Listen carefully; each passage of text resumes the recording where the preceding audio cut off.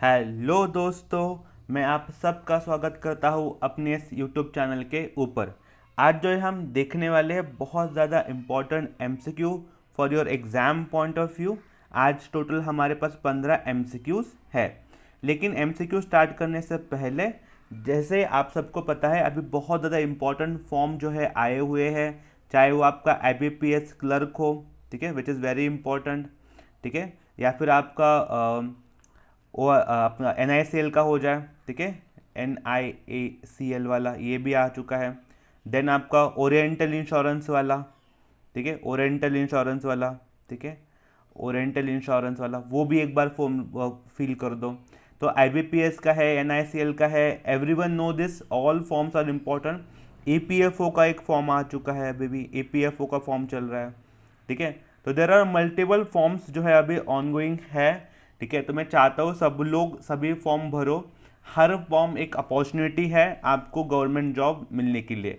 कभी भी किसी को नहीं पता होता है कि उसका कौन सा एग्ज़ाम निकलेगा, ये मेरा एक्सपीरियंस है, ठीक है। तो मैं चाहता हूँ कि हर बंदा ये जो फॉर्म आते हैं इनको फिलअप करो।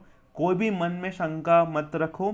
मैंने अपना जो ग्रुप है, ग्रुप के ऊपर आप मैसेज करो अगर कुछ डाउट है इनके रिगार्डिंग आपको, तो ठीक है। लेकिन इन चीज़ों को, इन फॉर्म्स को ज़रूर फिल करना, बिकॉज ये एग्ज़ाम नहीं है, ये अपॉर्चुनिटीज़ है जो आपको गवर्नमेंट जॉब तक लेके जाएगी, ठीक है। आई होप आपको पता होगा ये NICL का AO वाला है एंड OICL का आपका असिस्टेंट वाला है, ठीक है। प्लस आपका SBI, ठीक है, SBI वाला मैंने मेंशन नहीं किया यहाँ पर, ठीक है। Very very important. अब समझो कितने एग्जाम्स है फिर आपके, टोटल 5 एग्जाम्स अभी आपके हाथ में है। मतलब आपके पास 5 अपॉर्चुनिटीज़ है कि आप लोग गवर्नमेंट सर्वेंट बन जाओ, गवर्नमेंट एग्जाम आप क्लियर कर लो, ठीक है। तो मेरा हर बच्चा, हर स्टूडेंट इस फॉर्म को फिल करेगा। कोई डाउट है आप ग्रुप के ऊपर मैसेज कीजिए, वहाँ पे आपको सोल्यूशन मिल जाएगा, ठीक है। Now that's it, let's move on. और मैंने एक अनाउंसमेंट किया है, आई होप सबने सुना होगा कि IBPS PO अभी अपना है, ठीक है, IBPS PO है। तो IBPS PO तक मैंने ये बोल के रखा है कि हम लोग क्या करेंगे, जो हमारे करंट अफेयर्स के लेक्चर हैं हम अल्टरनेट, मतलब एक 2 या 3 दिन के गैप में करेंगे, ठीक है। 2 या 3 दिन के गैप में आपको करंट अफेयर्स का वीडियो मिलते रहेंगे। क्यों? बिकॉज मैं चाहता हूँ कि अभी आपका मैक्सिमम फोकस जो है वो IBPS PO के ऊपर रहे, वहीं पे आप डेली जो है फोकस तरीके से काम करो, ठीक है। जैसे ही आपका ये खत्म हो जाता है, आई थिंक 22 अगस्त को कुछ खत्म हो रहे हैं सारे एग्जाम्स, मतलब PO का जो प्री है वो खत्म हो रहा है। तो इसी के ठीक बाद मैं वापस से डेली बेस के ऊपर जो है वीडियो स्टार्ट कर दूंगा, ठीक है। तो आई होप आप इस चीज़ों को समझते हो। बहुत इंपॉर्टेंट चीज़ें हैं, IBPS PO हमारे लिए बहुत इंपॉर्टेंट है। मैं चाहता हूँ आप सब लोग उसके ऊपर फोकस करना। बिकॉज देखो इस बार क्या हुआ है ना, पैटर्न चेंज हुआ है। तो पैटर्न चेंज है, थोड़ा सा मार्किंग का उन्हें चेंज किया है पैटर्न, तो ना बहुत लोग कंफ्यूजन में है। तो मैं वही चाहता हूँ आप कंफ्यूजन में ना रहो, आप जाओ और सीधा जाके मार के आ जाओ, ठीक है। जितना भी एग्जाम्स, जितना भी मुश्किल आ जाए, आप जाके आपका 100% वहाँ पे जाके दे के आ जाओ। मतलब मैं हमेशा बोलता हूँ जब भी एग्जाम कुछ चेंजेस करता है ना, तो जो नए बच्चे होते हैं उनको बहुत अच्छी अपॉर्चुनिटी होती है एग्ज़ाम क्लियर करने के लिए। बिकॉज जो पुराने बच्चे हैं, एक्सपीरियंस बच्चे हैं, उनका और जो नए बच्चे उनका लेवल जो है थोड़ा सा कम हो जाता है। उनके बीच में जो गैप होता है वो गैप क्या हो जाता है, कम हो जाता है। एंड नया बच्चा भी इक्वल अपॉर्चुनिटी इंजॉय करता है to clear the exam. Plus मेरा खुद का ऐसा कहना है कि आपको IBPS PO में देर आर 5000+ वैकेंसीज अभी आपके पास है PO की, और आपका लास्ट ईयर का कट ऑफ कुछ अराउंड 47 के आसपास था, ठीक है। तो इस बार ना आप सब लोग जब भी मॉक दे रहे हो ना, तो मैं चाहता हूँ आप 60 का इमेजिन करके देना, 60 का इमेजिन करके दो। वाई? बिकॉज एक तो ना रीजनिंग सबका अच्छा होता है, और यहाँ पे रीजनिंग का थोड़ा सा उन्होंने पैटर्न चेंज किया है, तो मुझे लगता है कि थोड़ा सा बढ़ेगा कट ऑफ। बट वैकेंसी जो है वो बहुत ज़्यादा है, ठीक है, तो इसको भी मॉडरेट हो जाएगा। लेकिन रिस्क पे नहीं खेलना है, आप 60 आप पकड़ लो। 60 के लिए जो बंदा प्रिपेयर करेगा, उसका 60 आ रहा है, वो बंदा 101% जो PO की जो है इस बार की एग्जाम लेके जाएगा। तो मैं चाहता हूँ सब लोग PO को प्लीज टारगेट करो। Very very crucial, very very important, ठीक है। नाउ लेट्स मूव ऑन, चालू करते हैं अपना करंट अफेयर्स का लेक्चर। पहला सवाल आपके सामने आ रहा है, do attempt, where has ISRO launched the HOPE mission to simulate the astronaut life for the Gaganyaan program? आप सबको पता है गगनयान प्रोग्राम हमारे लिए बहुत ज़्यादा इंपॉर्टेंट है। इसके तहत जो है हम इंडियंस को स्पेस में भेजने वाले हैं, ह्यूमन लाइफ को स्पेस में भेजने वाले हैं। अब यहाँ पे हम बात करें होप मिशन का। होप मिशन क्या है इसरो का? एक तो एक चीज़ याद रख लो कि होप मिशन इसरो का भी है, जिसके तहत हम जो हिमालयन रीजन है हमारा, वो हिमालयन रीजन में एक हाई अल्टीट्यूड के ऊपर यहाँ पर -डिग्री टेम्परेचर रहेगा। ऐसे सिचुएशन में हमारे एस्ट्रोनॉट को क्या दे रहे हैं? ट्रेनिंग प्रोवाइड कर रहे हैं, ताकि जब वो मून पे जाए, स्पेस में जाए, तो उनकी जो बॉडी है उस चीज़ को अडॉप्ट कर पाए। इसलिए भारत सरकार द्वारा फिर इसरो द्वारा जो है पर्टिकुलर होप मिशन लॉन्च किया गया है, ताकि एस्ट्रोनॉट को थोड़ा सा मदद मिले। What is correct answer? यहाँ पे करेक्ट आंसर है Ladakh. What is correct answer? Ladakh is the correct answer. Ladakh में हमने ये पर्टिकुलर मिशन जो है ये लॉन्च किया है। यहाँ पर हम जो काम कर रहे हैं, यहाँ पे देखो, अगर आप होप का फुल फॉर्म भी देखोगे तो फुल फॉर्म क्या है होप का? Himalayan outpost for planetary exploration. ठीक है, तो do remember this full form as well, very crucial, very important. और कितने दिन का मिशन है? टोटल 10 डेज का ये पर्टिकुलर मिशन है। ठीक है, 10 डेज का मिशन है। आगे बढ़ते हैं, वेरी क्रुशियल है for your exam point of view. Now, who authored the 2025 biography titled MS Swaminathan the man who fed India? अब देखो, सबको पता है एम एस स्वामीनाथन जी बहुत इंपॉर्टेंट पर्सनैलिटी है। He is known as a father of green revolution in our country. ठीक है, उनके ऊपर जो किताब लिखी गई है, तो उस किताब को एग्जाम में पूछने के चांसेस बहुत ज़्यादा हाई है। किन के द्वारा ये लिखी गई है? क्या शशि थरूर साहब ने लिखा है? नहीं, no, Shashi Tharoor is not writing this thing. ठीक है, तो किन के द्वारा लिखा गया है? तो very important personality actually, that is Priyambada Jaya Kumar. ठीक है, very very important for your exam point of view. इस सवाल को अच्छे से नोट डाउन करो। ऐसा ही इसी टाइप में सवाल आने के चांस, डायरेक्टली एग्जाम में आने के चांस बहुत ज़्यादा हाई है। नाउ आगे बढ़ते हैं। Which campaign led by Prime Minister set a Guinness World Record with over 3.53 crore registration? Bharat के पंतप्रधान द्वारा कौन सा वो कैंपेन लॉन्च किया गया था, कौन सा वो प्रोग्राम था उनका, जहां पर 3.5 करोड़ समझो, बहुत हाई अमाउंट ऑफ लोग ने क्या किया? रजिस्ट्रेशन किया। ठीक है, अब कौन सा वो उनका प्रोग्राम है? This is very important programme जिसका रिकॉर्ड अभी हुआ है, दैट इज परीक्षा पे चर्चा। परीक्षा पे चर्चा, वेरी वेरी इंपॉर्टेंट, 2025 का है। पीएम का ये पर्टिकुलर प्रोग्राम है। This is very crucial initiative, जहाँ पर पीएम अपने एक्सपीरियंस शेयर करते हैं बच्चों के साथ। बच्चे हमारा फ्यूचर है। ठीक है, बच्चे हमारा फ्यूचर है। वो अगर अच्छे से पढ़ेंगे तभी जो भारत जो है आगे बढ़ेगा, जैसे आप भी हमारा फ्यूचर ही हो। ठीक है, नाउ लेट्स मूव ऑन, आगे बढ़ते हैं। Which country own both men and woman hockey titles at the 2025 pan American cup? अब जो पैन अमेरिकन कप हुआ था हॉकी का, तो उसमें किस कंट्री द्वारा जो है विजेता वो कंट्री हुई है? ठीक है, अब ये कंट्री ने देखो, मेल के जो है वो भी टाइटल उन्होंने जीता है और फीमेल का भी उन्होंने जीता है।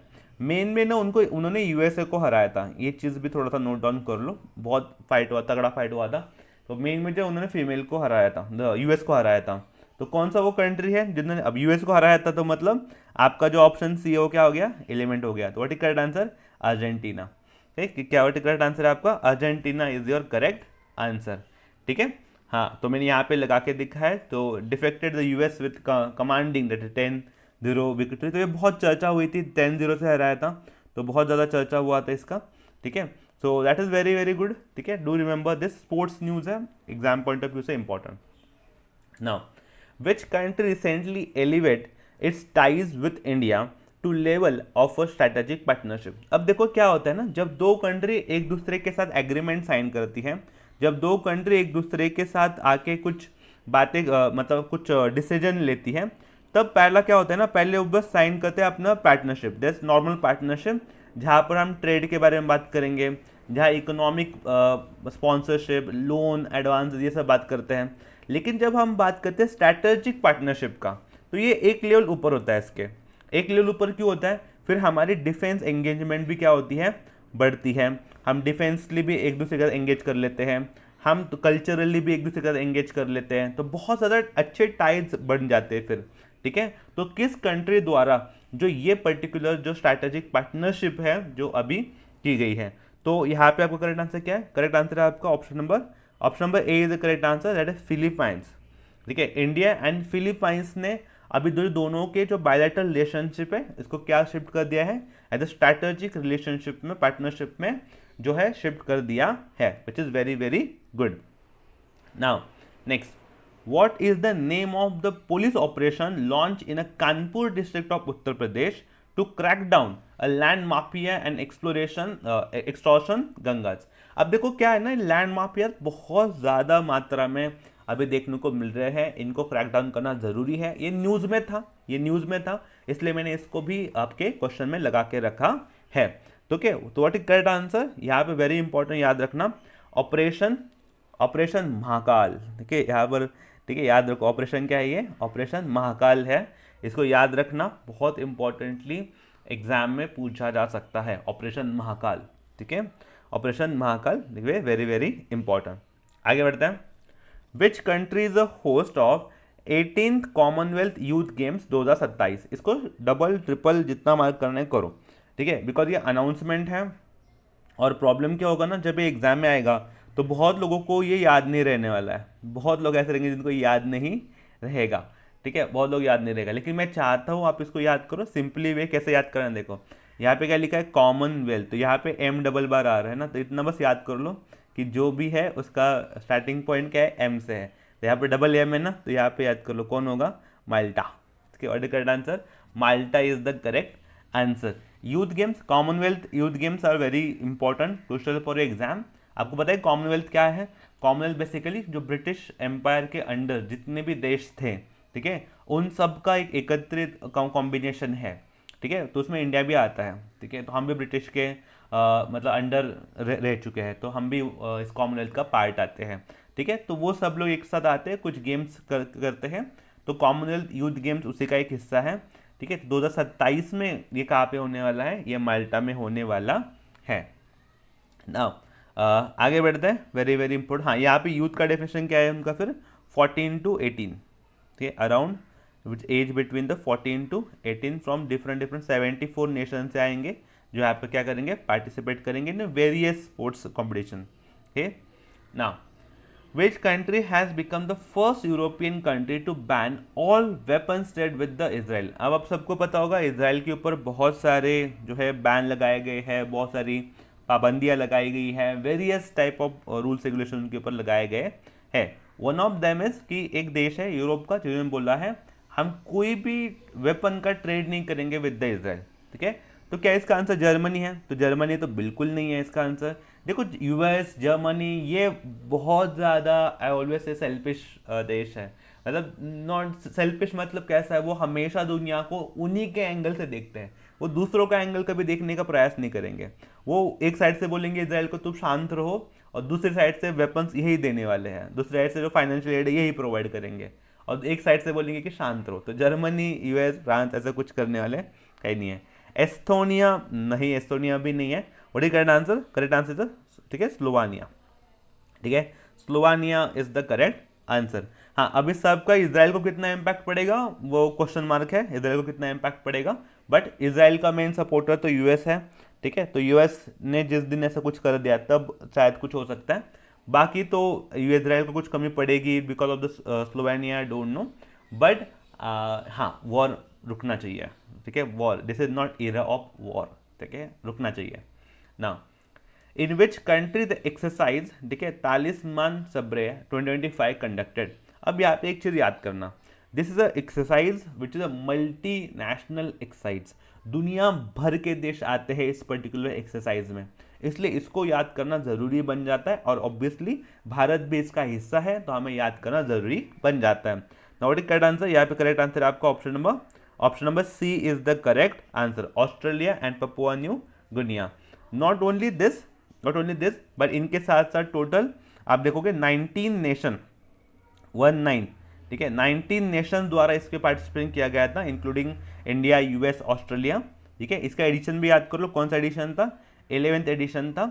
और इंडो पैसिफिक जो रीजन है हमारा, इंडो पैसिफिक रीजन है, वहाँ पर थोड़ा सा एक स्ट्रैटेजिक व्यू पॉइंट रखने के लिए, वहाँ पे थोड़ा सा सिक्योरिटी मेंटेन के लिए, वहाँ पे थोड़ा सा मिलिट्री कॉपरेशन बढ़ाने के लिए ये पर्टिकुलर एक्सरसाइज जो है की जाती है। Okay, to do remember now.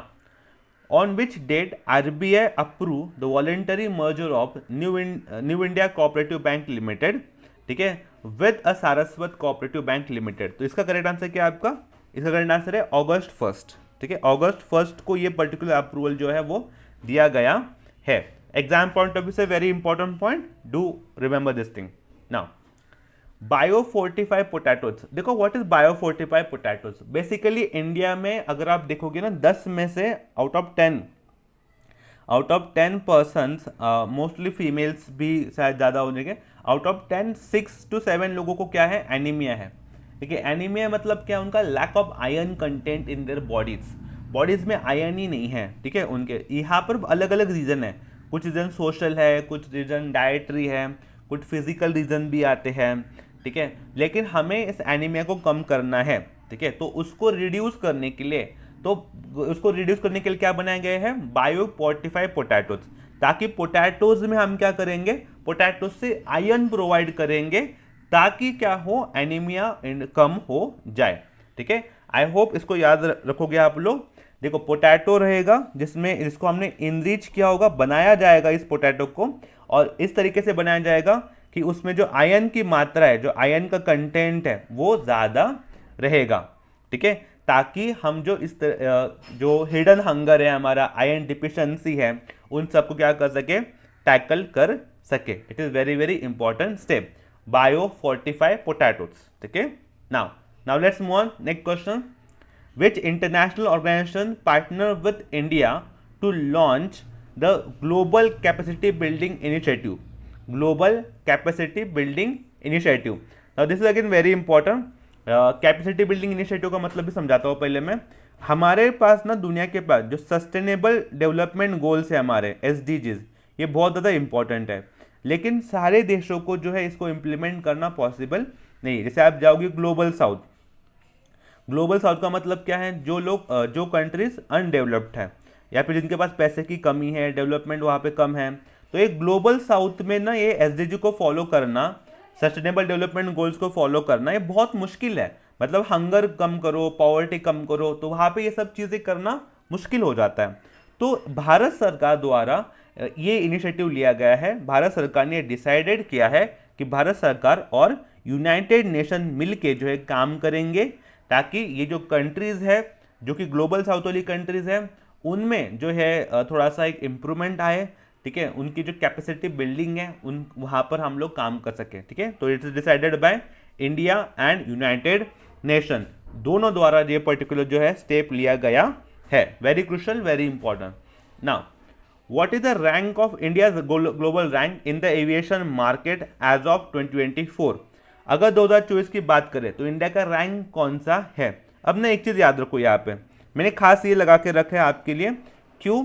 Because ये जो वर्ल्ड एयर ट्रांसपोर्ट स्टैटिस्टिक्स है, वर्ल्ड एयरपोर्ट ट्रांसपोर्ट स्टैटिस्टिक्स, मैं चाहता हूँ इसको थोड़ा सा आप लोग ना अच्छे से मार्क करके रख लो। ठीक है, रख लो, बिकॉज अभी ना airports, air travel, aviation sector बहुत न्यूज़ में है। कहाँ से कुछ न्यूज़ आ जाएगी, इवन आई डोंट नो। ठीक है, लेकिन याद करना, इंडिया ने एक पोजीशन अचीव कर रखी है। हम world's 5th largest aviation market को होल्ड करते हैं, जिसमें 241 मिलियन पैसेंजर्स जो है वो ट्रैवल करते हैं। ठीक है, इतने आप समझो, ऑलमोस्ट 2.5 करोड़ लोग जो है ट्रैवल करते हैं एरोप्लेन से। अगर आप देखोगे सिविल एविएशन का मार्केट, इसने 11.1% का ग्रोथ दिखाया गया है 2024 में, कंपेयर विद द 2023 का ग्रोथ। तो ग्रोथ भी बहुत अच्छा है, डबल डिजिट ग्रोथ है सेक्टर का। हमारे आगे कौन कौन है? हमारे आगे बस US है, चाइना है, UK एंड स्पेन। ठीक है, US है हमारे सामने, चाइना है, UK है एंड स्पेन है। ठीक है, और हमारा खुद का रैंक कितना है? 5 है। Now next, which organisation launch the report title unlocking the 200 billion opportunity of electrical vehicle in India, ठीक है, इन अगस्त 2025? इसका करेक्ट आंसर है नीति आयोग। इसका करेक्ट आंसर क्या आपका? NITI Aayog is the correct answer. ये क्या है? बिकॉज नीति आयोग का एक इनिशिएटिव है, जहाँ पर नीति आयोग बोलते हैं कि हमने एक डिसाइड किया है कि 2030 से पहले इंडिया का जो टोटल इलेक्ट्रिकल व्हीकल का जो टोटल मार्केटिंग सेल होगा वो 30% के आसपास रहेगा। मतलब इंडिया में अगर 100 गाड़ियाँ बेची जा रही है तो 2030 में तो 30 गाड़ियाँ जो होगी वो इलेक्ट्रिकल व्हीकल से होगी, उसका सेल होगा। ये टारगेट रखा गया है नीति आयोग द्वारा ताकि इंडिया में इलेक्ट्रिकल व्हीकल को ग्रोथ हो। उसी को ध्यान में रखते हुए उनके ही द्वारा ये पर्टिकुलर रिपोर्ट भी लॉन्च हुआ है ताकि एक थोड़ा सा अवेयरनेस जागे इंडियन बिजनेसेस में भी कि हमें जो है इलेक्ट्रिकल व्हीकल के ऊपर काम करना है। लेकिन मुझे ऐसा खुद को लगता है कि अगर बहुत सारी चीज़ें हैं इंफ्रास्ट्रक्चर रिगार्डिंग, उनके ऊपर भी काम करने की ज़रूरत है अगर इलेक्ट्रिकल व्हीकल का सेल बढ़ाना होगा तो। Now what is the term for officially listed Ayurvedic food product as per FSSAI and minister of Ayush in 2025। तो मिनिस्टर ऑफ आयुष द्वारा and FSSAI food safety food standard safety authority of India, इनके द्वारा एक official term coin किया गया है ताकि हम आयुर्वेदिक फूड को जो है इंडिया में प्रमोट कर सके। आयुर्वेदिक फूड का मतलब क्या है यहाँ पर? हेल्दी फूड जो बॉडी के लिए थोड़ा सा ज़्यादा फिट रहेगा, ठीक है। लेकिन उन्होंने क्या नाम दिया इन सबको? आयुर्वेदिक आहार। आप सबको ये पता होगा आयुर्वेदिक आर वेरी क्रुशल। मुझे खुद को भी लगता है, मैंने खुद ने भी ये सारी चीज़ें लाइफ में इम्प्लीमेंट करने का प्रयास कर रहा हूँ। बहुत अच्छा इफेक्टिव होता है, ठीक है। ताकि देखो आयुर्वेदिक आहार होता है मतलब फलाहार हो गया, बहुत simple type of food, basically simple type of food, very effective in nature. ना यस, यहाँ पर हमने अपने 15 क्वेश्चन कंप्लीट कर रखे हैं। आई होप आप सबने एंजॉय किया होगा लेक्चर। मुझे भी बहुत अच्छा लगा after so many days lecture लेने के बाद। अब हम जो मिलेंगे अगले 2 दिनों बाद, ठीक है, 2 से 3 दिनों बाद हम लोग मिलेंगे। तब तक के लिए ग्रुप अपना रेडी है। ग्रुप के ऊपर कोई भी डाउट होता है वहाँ पे भेजो, बताओ, सारी चीज़ें हम लोग करेंगे साथ में, ठीक है। तब तक के लिए enjoy your days and all the best for your exams.